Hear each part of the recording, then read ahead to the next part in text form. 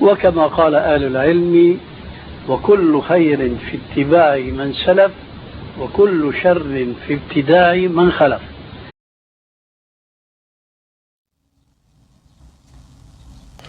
الحمد لله رب العالمين والصلاة والسلام على نبينا محمد وعلى آله وأصحابه أجمعين أما بعد. Mes très chers frères, mes très chères sœurs, Hafizakumullah, qu'Allah nous préserve tous, ainsi que nos proches, qu'il nous préserve dans notre cheminement sur son droit chemin, qu'il nous préserve dans nos santé, dans nos familles, dans nos biens, dans nos honneurs, et ce, jusqu'à notre dernier souffle. Serviteur d'Allah, le prophète Mohammed, sallallahu alayhi wa sallam, a dit لا تقوم الساعة حتى يمر الرجل بقبر الرجل فيقول يا ليتني مكانه. رواه البخاري ومسلم. Le prophète Mohammed, alayhi salatu wassalam, nous dit dans ce hadith authentique rapporté par les imams al-Bukhari et Muslim, un hadith qui est immense de par ce qu'il contient en termes de signification. Il nous dit l'heure, as-sa'a, la fin des temps, ne viendra pas jusqu'à ce qu'un homme passant devant la tombe d'un autre homme ne dise « Ah, si seulement j'étais à sa place. Ah, si seulement j'étais à sa place. Ya laytani makanahu. »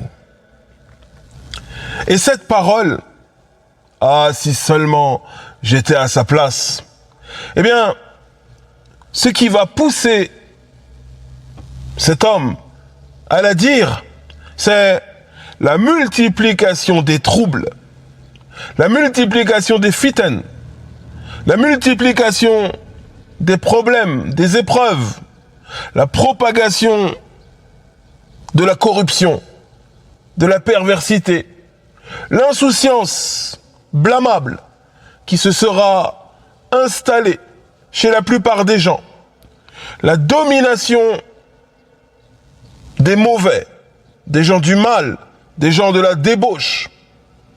La situation sera telle qu'un homme passant devant la tombe d'un autre homme dira « Ya laytani makanahu » Ah, si seulement j'étais à sa place. C'est-à-dire que le croyant craindra pour sa religion.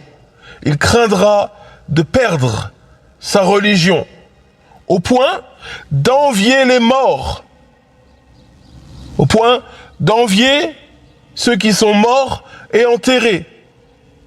En d'autres termes, lorsque ce croyant dira « Ya laytani makanahu » Ah, si seulement j'étais à sa place, c'est-à-dire « Ya laytani kuntu mayyitan saliman mustarihan min hadhihi al-fitan » Ah, si seulement j'étais mort en paix, délivré de tous ces troubles et toutes ces épreuves. Il faut imaginer la scène, imaginer la situation, l'ampleur et la gravité de la situation. Des êtres vivants en seront réduits à envier des morts, car ils sont enterrés et donc en paix vis-à-vis des troubles de cette vie d'ici-bas. Et cette dunya, ce bas monde, mes très chers frères, mes très chères sœurs, eh bien il est rempli de terreur, rempli de crainte. Les gens éprouvent de la peur, de la crainte pour eux-mêmes, pour leurs proches, pour leur religion. Ce monde est rempli d'injustice, de violence, de corruption, de perversité. Et le danger que représente cette vie d'ici-bas pour le croyant et pour sa foi, il est réel, il est palpable, il est tangible, il est perceptible. Regarde ces influenceurs dépravés, ces chanteurs, ces gens qui sont mis au devant pour servir de repère et d'exemple à suivre. Tout ceci est voulu par Shaitan et les gens qui marchent sur son chemin. On a ces influenceurs, ces rappeurs, ces chanteurs, ces stars, entre guillemets, qui sont mis au devant. Quel est le but de cela? Afin qu'ils soient des repères, afin qu'ils soient des exemples à suivre, et notamment pour la jeunesse et les faibles d'esprit. Et si tu ne te conformes pas à cet ordre établi, alors, aux yeux des autres, aux yeux de la société, tu es une personne étrange, tu es une personne louche. T'es bizarre, toi. Si tu es un jeune homme ou une jeune femme qui veut une vie pieuse, préserver sa chasteté et ne pas s'engager dans des rapports intimes hors mariage, t'es une personne étrange, t'es louche. Si t'es une personne qui fait attention à ses prières, à son lien avec son Seigneur, et faisant cela, va délaisser certains plaisirs, certains délices de cette dunya, on va dire de toi que tu gâches ta vie, que tu sacrifies tes plus belles années, etc., etc.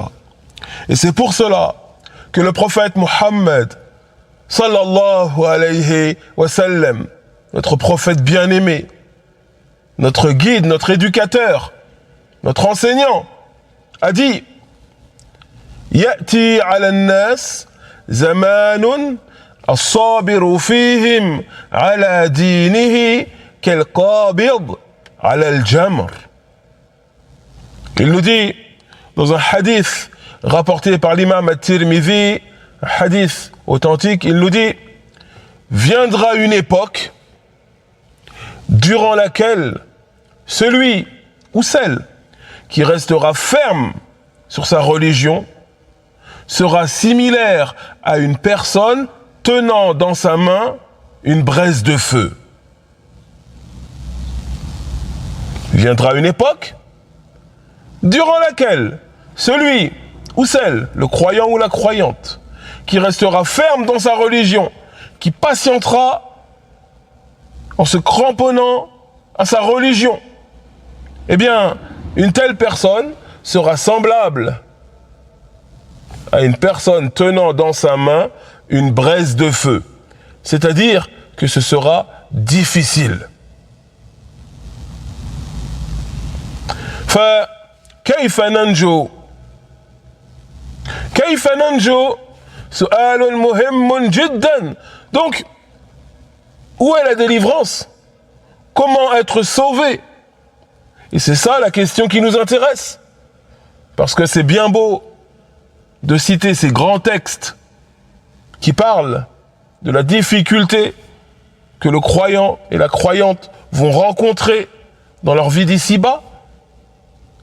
Mais il faut qu'on apporte une solution. Donc, quelle est la solution?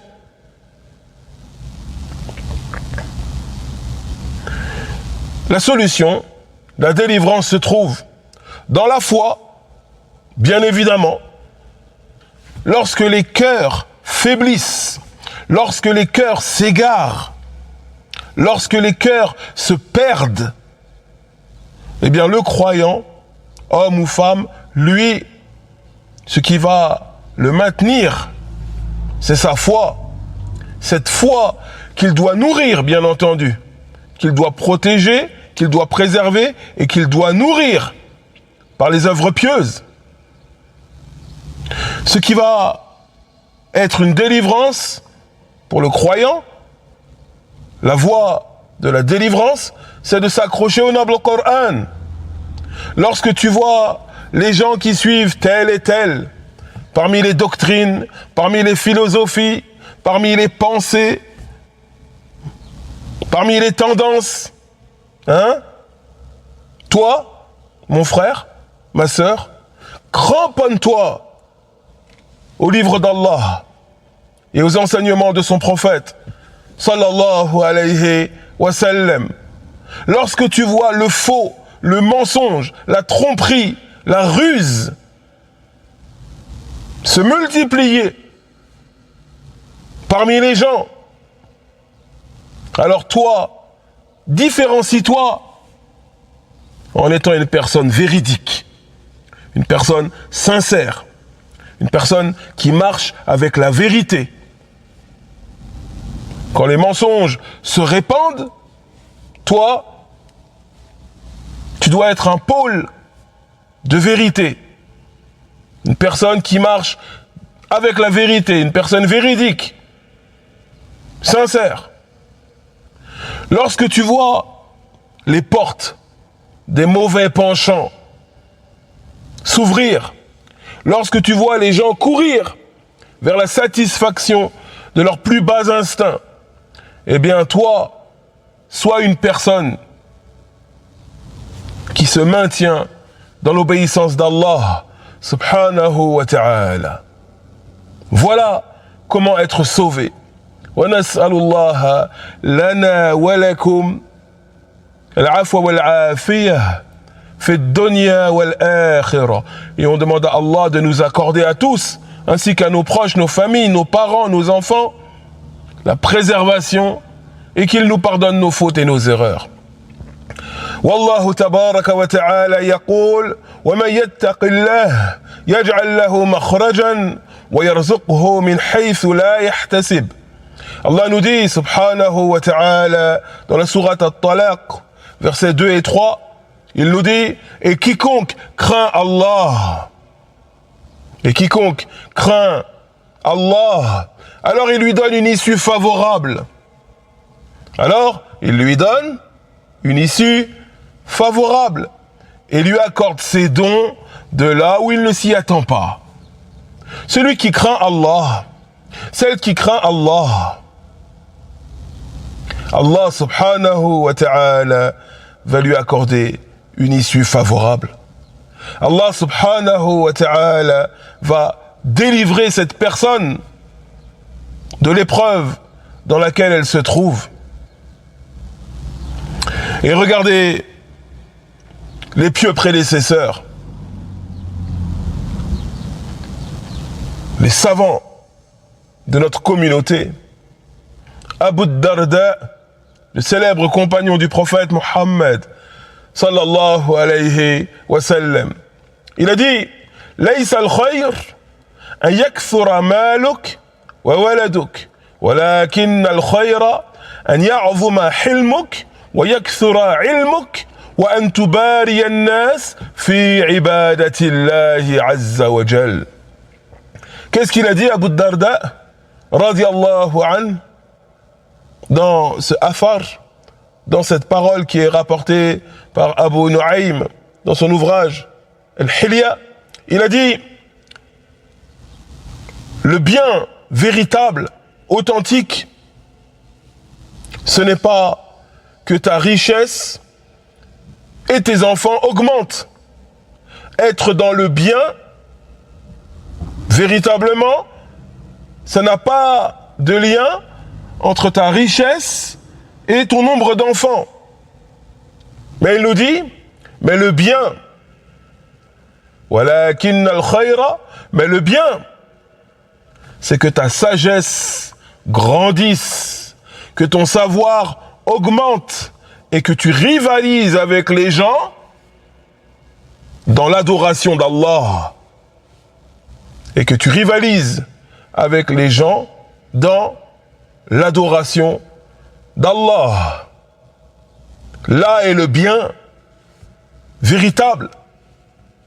Le fait que ta sagesse se soit intensifiée, que tes connaissances religieuses se soient épaissies et que tu t'efforces de dépasser les gens dans l'adoration d'Allah. Pas dans le nombre de véhicules, le nombre de paires de chaussures, le nombre de plats spéciaux que tu vas manger, que tu vas goûter, le nombre de canapés d'angle que tu possèdes.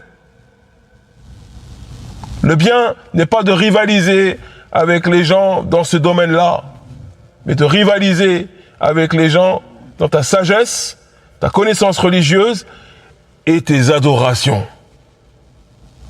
Certaines personnes, wal'iyadhu billah, eh bien, elles accordent plus d'importance à leurs vêtements, à la carrosserie de leur voiture, à ce qu'elles vont manger demain, plutôt qu'à leur prière et l'état de leur cœur. Sur les réseaux sociaux, toutes les semaines, si ce n'est pas tous les jours, tu trouves des gens qui viennent te dire « Aujourd'hui, on va dans tel ou tel restaurant, on va goûter la spécialité, et puis après, elle te dit « Regarde mon assiette comme elle est chargée. Regarde mon sandwich comme il est grand, comme il est terrible. » Comme si c'était essentiel à nos vies. Tous les jours, tu trouves ce genre de vidéos dans les réseaux sociaux. Et notamment chez des gens qui semblent appartenir à notre communauté. Des musulmans, des musulmans. Comme si ces choses-là, c'était des choses essentielles, absolument essentielles pour le croyant et la croyante. De goûter tous les snacks, d'aller dans tous les restaurants, d'aller dans tous les grilles, etc. Ils dépensent une énergie dans cela, et à faire que les gens s'intéressent à cela, c'est tout bonnement phénoménal. En fait, dans cette vie d'ici-bas, la plus grande crainte des gens, c'est que leur niveau de vie régresse. C'est qu'un tel ou un tel les dépasse en richesse, en confort. Voilà ce pourquoi les gens s'inquiètent. Or, les pires des maux, MAUX, les pires des épreuves, ne sont pas liés à la pauvreté ou à la maladie. C'est pas ça. Les pires des épreuves, les pires des choses. Mais la pire des choses, la pire des épreuves, c'est que ton cœur perde sa clairvoyance, que ton cœur s'habitue au mal, que ton cœur soit à l'aise lorsqu'il est dans des endroits de mal, mélangé à des gens qui commettent des péchés, que ton cœur s'épanouisse dans cela. En d'autres termes, lorsque ton cœur perd sa clairvoyance. Et ceci peut conduire à ce que la foi disparaisse totalement de la poitrine d'une personne. Wal'iyadhu billah. Comme nous dit Allah subhanahu wa ta'ala dans son noble livre, il nous dit فَإِنَّهَا لَا تَعْمَى الْأَبْصَارِ فَإِنَّهَا لَا تَعْمَى الْأَبْصَارِ وَلَكِنْ تَعْمَى الْقُلُوبُ الَّتِي فِي الصُّدُورِ. Il nous dit dans la sourate Al-Hajj, verset 46, en vérité, ce ne sont pas les yeux qui perdent la vue. En vérité, ce ne sont pas les yeux qui perdent la vue, mais ce sont les cœurs. Mais ce sont les cœurs qui sont dans les poitrines qui deviennent aveugles. Lorsque la personne, eh bien, son cœur perd sa clairvoyance, elle ne sait plus ce qui est halal de ce qui est haram, ce qui est licite de ce qui est illicite, ce qui est bien de ce qui est mal. Elle a une connaissance théorique, oui. Elle sait, au fond, que telle ou telle chose est une mauvaise chose. Mais elle se trouve des justifications pour les commettre. Elle se trouve des excuses qu'elle estime légitimes pour commettre tel et tel parmi les péchés. Lorsque les cœurs se retournent, lorsque les cœurs deviennent aveugles. Et les pieux prédécesseurs, parmi les disciples du prophète Mohammed, sallallahu alayhi wa sallam, et ceux qui les ont suivis à la perfection, eh bien, ils craignaient davantage pour leur cœur que pour leur corps. Ils prêtaient une attention particulière à l'état de leur cœur, plus qu'à l'état de leur corps. Et nous, on vit une époque où c'est totalement l'inverse. Peu importe si ton cœur est noir, peu importe si ton cœur est pourri, wal'iyadhu billah. Si tu vis dans une grande maison, que tu as une belle voiture, des beaux vêtements, le dernier des téléphones à la mode, eh ben c'est bon.